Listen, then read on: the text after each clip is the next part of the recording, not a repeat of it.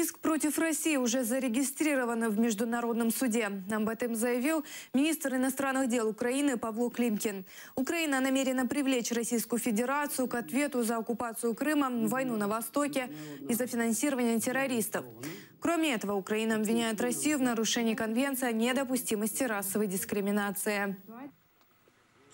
Це вбивство і зникнення великої кількості кримськотатарських активістів, це примусова висилка визначних кримськотатарських лідерів, заборона діяльності Меджлісу кримськотатарського народу, це заборона на проведення мирних зібрань, це власне те, що є сутністю будь-якої демократичної країни, закриття кримськотатарських та українських засобів масової інформації, закриття кримськотатарських та українських закладів освіти.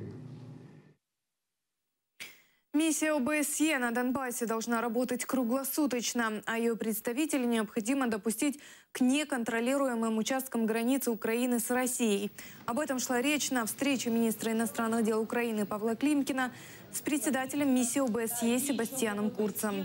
Это необходимо, уверен украинский министр, для того, чтобы прекратить транзит оружия и боевиков из России.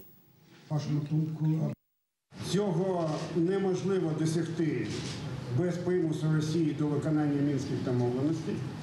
І, звичайно, без того, щоб надати спеціальній спостережній місії ОБСЄ можливості доступу до всієї території Донбасу і до неконтрольованої ділянки українсько-російського кордону.